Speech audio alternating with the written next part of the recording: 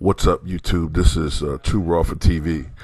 Alright, so in this video, man, I just want to give a shout out to Donovan Mitchell, the Utah Jazz, for his unbelievable play so far during this playoff year. Most people expected the Denver Nuggets to win this series, not just because of the fact that they had more reliable options offensively. They have a great player in Nikola Jokic, a very versatile center. They have an explosive scorer in Jamal Murray. But they're also a team that had they had more playoff experience. And one of the knocks on Utah is that as good as Donovan Mitchell has been in the past, he at times has not seemed to be efficient, and he could be erratic at times. And sometimes in certain games when expect him to step up, he faltered. And of course, everybody remembers last year that Utah was ousted in the first round. Remember something correctly, I think it was rather easily. I can't remember the opponent for some reason, but I remember they lost the first round last year. And, Donovan Mitchell has realized the criticisms and the doubts that people have toward him, and he's taken it personally. And as a result, man, we're seeing, look, I'm going to put this out there, okay? Look, maybe I'm Reverend Killjoy for saying this, but look, the rule changes over the years has a lot to do with all this offensive explosion that we're seeing from players, okay? It's easier than ever for perimeter guys to score.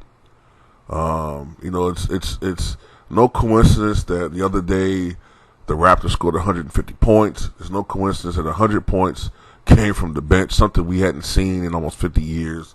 There's no coincidence that you're having all these 50-point games all of a sudden, even in the playoffs. These high-scoring 130, 140-point games, when in the playoffs, generally, scoring is supposed to go down. But, okay, look, it annoys me. That's why I'm mentioning it. It does annoy me. But the guys still got to put the ball in the basket. So at the end of the day, you still got to give credit to these guys for what they're doing. But I do take these numbers in context to the era they're playing in.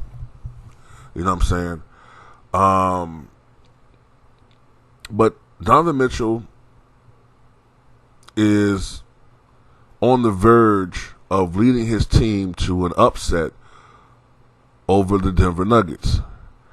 And, you got to credit Donovan Mitchell, man. He's imprinted his will all over this series, and he has lifted his team to a lofty position right now. They're up 3-1. He started off the playoffs, making a note. Game 1, he scored 57 points, which is the third highest scoring game in playoff history and is the second highest scoring game in regulation. Michael, he scored his 63 points in double overtime. Elgin Baylor scored his 61 points in regulation, so it's the second highest point total in regulation history.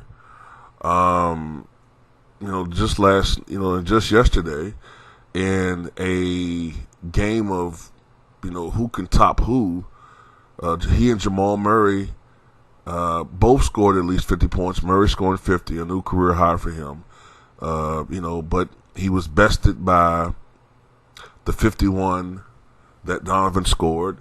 I believe Donovan scored 16 of the last 20 points for the Utah Jazz in securing the victory. The first time that two opposing players had 50 points in the same playoff game, and it was only the sixth time in NBA history that you had two players score 50 points on opposing teams in a game, period.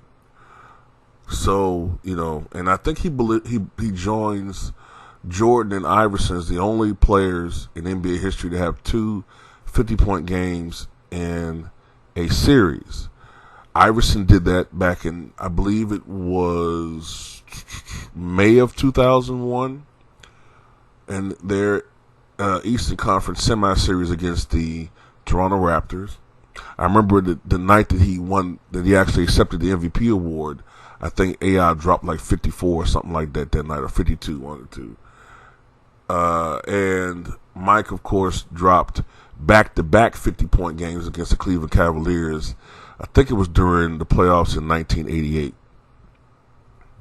So Donovan is really, showing up big.